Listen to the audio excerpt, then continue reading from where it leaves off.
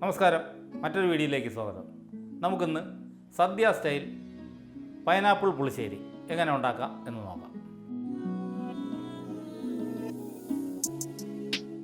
Pineapple പുളിശ്ശേരി ഉണ്ടാക്കാനുള്ള സാധനങ്ങൾ നമ്മളിവിടെ എടുത്ത് വെച്ചിട്ടുണ്ട്.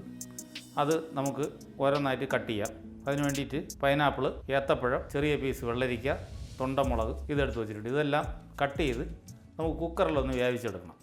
ആദ്യം നമുക്ക് ഈ സാധനങ്ങൾ കട്ട് ചെയ്യാം. ആദ്യം നമുക്ക് പൈനാപ്പിൾ കട്ട് ചെയ്യാം.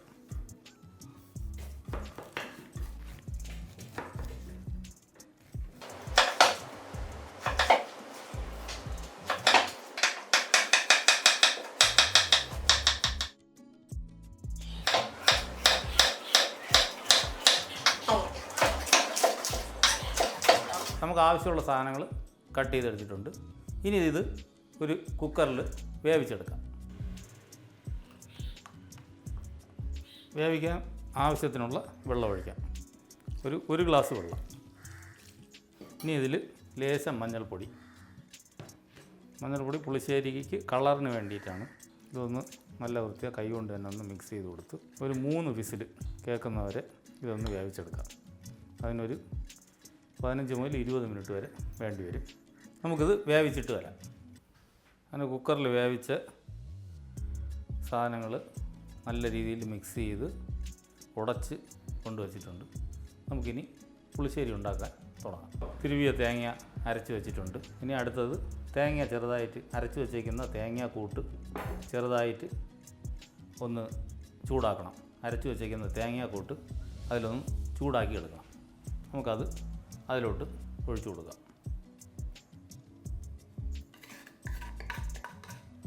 തേങ്ങാക്കൂട്ട് ചെറുതായിട്ടൊന്ന് ചൂടായി കിട്ടിയാൽ മതി.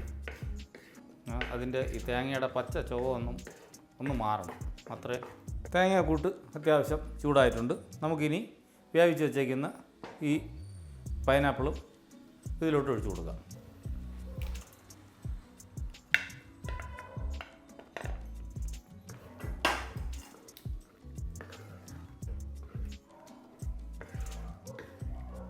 നമുക്കിനി ഇതിൽ ഇച്ചിരി ജീരകപ്പൊടി, ലേശം ഉലുവ വറുത്ത് പൊടിച്ചത്, അതുപോലെ തന്നെ കളർ ഒരല്പം കുറവുണ്ട്. അതുകൊണ്ട് ഇച്ചിരി മഞ്ഞൾപ്പൊടി കൂടെ. മധുരം ഇത് പോരാന്നുണ്ടെങ്കിൽ ആവശ്യമുള്ളവർക്ക് പഞ്ചസാര കൂടെ ഇട്ട് കൊടുക്കാം. ഞാനിപ്പോൾ ഇതിൽ പഞ്ചസാര ഇട്ടിട്ടില്ല. അപ്പം നമ്മുടെ പുളിശ്ശേരി ഏകദേശം ആയിട്ടുണ്ട്. ഇനി നമുക്ക് എൻ്റെ തീ ഓഫ് ചെയ്ത് തൈര് ഒഴിച്ചു കൊടുക്കാം. ഇത് 1 ലിറ്റർ തൈരുണ്ട്. ഈ 1 ലിറ്റർ തൈര് മൊത്തം ഒഴിച്ചു കൊടുക്കുക. ഇനി നല്ല ഉപ്പ് നോക്കിയതിന് ശേഷം ഇതിലേക്ക് ആവശ്യമായിട്ടുള്ള ഉപ്പ് ചേർത്ത് കടുക് വറുത്ത് ഇതിലോട്ട് താളിച്ച് നമുക്ക് ഫിനിഷ് ചെയ്ത് മാറ്റാം. അപ്പോൾ നമുക്കിനി കടുക് താളിക്കാം. ഒരു പാൻ വെച്ചിട്ടുണ്ട് അടുപ്പിലേക്ക്. അതിലേക്ക് വെളിച്ചെണ്ണ ഒഴിച്ചു കൊടുക്കാം.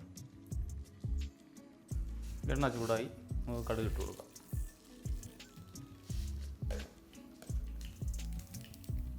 ഒരു 3 വറ്റൽമുളക് ഇട്ട് കൊടുക്കാം. 2 തണ്ട് കറിവേപ്പില ഇട്ട് കൊടുക്കാം.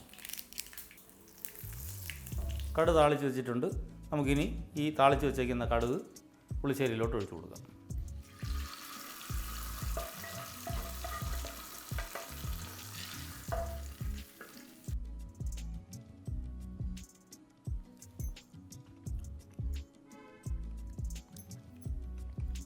ആവശ്യത്തിന് മധുരവും ഉപ്പും തൈരിൻ്റെ പുളിപ്പ് എല്ലാം കറക്റ്റായിട്ട് തന്നെ ഉണ്ട്. റെഡിയാക്കിയ സദ്യ പുളിശ്ശേരി നമുക്ക് ഒരു ബൗളിലോട്ട് മാറ്റാം. അങ്ങനെ നമുക്ക് പുളിശ്ശേരി ബൗളിലോട്ട് മാറ്റാം.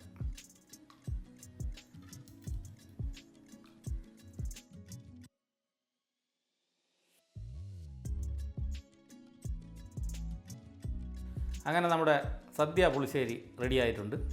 ഈ ഓണത്തിന് നിങ്ങൾ ഓരോരുത്തരും ഇതേപോലെ പുളിശ്ശേരി ഉണ്ടാക്കി ഇതിൻ്റെ ഫീഡ്ബാക്ക് അറിയിക്കുക.